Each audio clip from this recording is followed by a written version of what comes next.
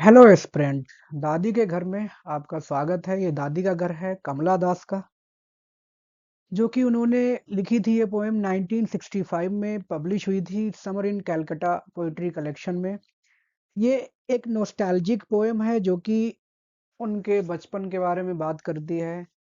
और बड़े होने के बाद जब वो एक मेट्रो सिटी में रहती हैं आफ्टर मैरिज अपने हस्बैंड के साथ, तो काफ़ी मिस करती हैं अपने उन दिनों को, अपने दादी के घर पे बिताए गए उन पलों को वो याद करके काफ़ी नॉस्टैल्जिक फील करती हैं। यही इस पोएम की थीम है।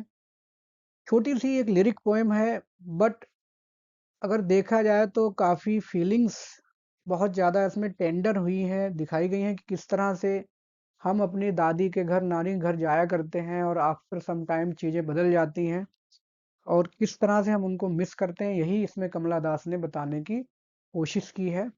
तो लेट्स बिगिन। कहती हैं कि there is a house now far away where once I received love. एक घर है जो कि बहुत दूर है। कौन सा घर है? उनकी दादी का घर। वंस, एक बार, जहां आई रिसीव्ड लव, जहां मैं, यहाँ पे एक बार का मतलब ये नहीं है कि सिर्फ एक बार गई थी वो और एक ही बार उनको वहां पर प्यार दुलार मिला अपनी दादी से। इसका मतलब ये है कि जहां मैं कभी जाया करती थी और जहां उनको बहुत ज्यादा प्यार और दुलार मिला करता था, जो कि बहुत दूर घर है, या यूं कहिए कि बहुत दूर घर था और अब नहीं है। दैट वुमन, ये कौन है? उनकी ग्रैंड मदर डाइड। सबका एक निश्चित समय है इस दुनिया में, तो उनकी दादी का भी था। She died. और जैसे ही वो एक्सपायर हुई या दुनिया छोड़ के गई, तो क्या हुआ? The house withdrew into silence. यहाँ पे कह सकते हैं कि पर्सनिफाई टाइप किया है उन्होंने घर को, कि वो घर भी खामोश हो गया, शांत हो गया, जो कि कभी हमेशा गुंजायमान रहता था उनकी दादी की बातों से। और जब ये वहां जाती थी इनके खेलने की किलकारियों से, बच्चों के शोर से, जैसे उनकी दादी खत्म हुई, तो उनका जो घर है वो भी खामोश हो गया, स्टंट हो गया, शॉक्ड हो गया। वो घर जिसमें वो रहा करती थी।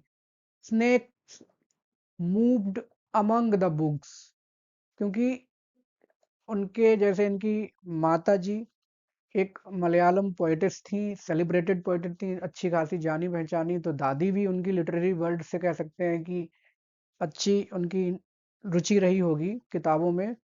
वो किताबें जो कभी ये छोटी थी पढ़ नहीं पाया करती थी, आज उन किताबों में क्या है? सांप जो है, सांप या छिपकली या तमाम और जो कीड़े मकोड़े हैं वो रेंगा करते हैं। जिस तरह से एक डेरेक वॉलकॉट की पोएम है the ruins of great house, ठीक उसी तरह से उस घर में डिस्क्रिप्शन किया गया जिस तरह से वो एक अंग्रेजी अम्पायर एम्पायर जो है, कॉलोनियल एम्पायर का डिस्क्रिप्शन करते हैं उस पोएम में। अगर आपने पढ़ी हो, वैसे ही कुछ कुछ इसमें हम सिमिलैरिटी देख सकते हैं। आगे कहती है I was then too young, मैं बहुत छोटी थी, टू रीड, उन सारी बुक्स को पढ़ने के लिए बहुत छोटी थी, क्योंकि धीरे धीरे हम जब बड़े होते हैं तभी पढ़ना लिखना शुरू करते हैं। And my blood turn cold like the moon. जब इन्होंने सुना उनकी माता जी का देहा दादी जी का, सॉरी, जैसे इन्होंने सुना उनकी दादी जी का देहावसान हो गया है या वो एक्सपायर हो गई हैं, तो ये इनका मन एकदम नीरस हो गया, इनका ब्लड जो है वो ठंडा हो गया, जैसे कि चांद हो जम गया, ऐसे इस तरह से इनको महसूस हुआ। इनकी भावनाएं जो थी वो पूरी तरह से स्थिर हो गई उस घर को लेकर के, अपनी दादी को लेकर के। How often I think of going there, क्योंकि अब वो मेट्रो सिटी में रह रही हैं, शादी हो चुकी है, लेकिन अभी भी नॉस्टैल्जिक फील करती हैं, अपने अतीत को याद करती हैं और अक्सर याद करती हैं। How often I think of going there, कि कब मैं वहां जाऊं, उस घर में जाऊं। हालांकि दादी नहीं है, बट फिर भी उस जगह से उन्हें प्यार है, लगाव है, जहां वो जाना चाहती हैं। क्या करने? To peer through blind eyes. Blind eyes क्या है? जो मोटे मोटे पर्दे पड़े हुए हैं, कहाँ? विंडोज पर, जो खिड़कियों पर मोटे मोटे पर्दे पड़े हुए हैं। कह रही है कि मैं जाकर के उन पर्दों के पीछे से पीप जाऊंगी, निहारूंगी या आसपास झांकूंगी, कैसा क्या है। जस्ट लिसन, सुनूंगी, टू द फ्रोजन एयर। अब ये यहाँ पर एक बहुत अच्छी पोइटिक लाइन है, क्योंकि वो घर बंद पड़ा है, दादी नहीं है, तो उस घर में जो हवा कैद हो गई है वो भी फ्रोज हो गई है, जम गई है बर्फ की तरह। जो वार्मथ थी उनकी दादी के व्यवहार से वहां पर थी वो भी चली गई। तो कुल मिला के वो गर्माहट की वजह से जो गर्माहट नहीं है, तो हवा जो कैद हो गई उस घर में वो भी जम चुकी है, या यूं कहिए it's a symbol of death. Frozen air जो है वो सिंबल है डेथ का, कि सब कुछ वहां पे खत्म हो गया है। और इन वाइल्ड डिस्पेयर, की बहुत ज्यादा हताश हो गई हैं, पागलों की तरह अपनी दादी को मिस कर रही हैं। पिक एन आर्मफुल, की एक, जैसे हम अपनी गोदी में उठा के ले आते हैं, पिक एन आर्मफुल, और in wild despair pick an armful of darkness to bring it here to lie behind my bedroom. आज वो जिस घर में रह रही हैं उस घर में बहुत चकाचौंध है, आजकल के शहरों में बहुत चकाचौंध है। आदमी, देखा जाए, एक रिसर्च पब्लिश हुई थी कि बहुत सारी चिड़िया जो हैं वो मर रही हैं, सिर्फ इसलिए मर रही हैं कि उनको अंधेरा नहीं मिल पा रहा है।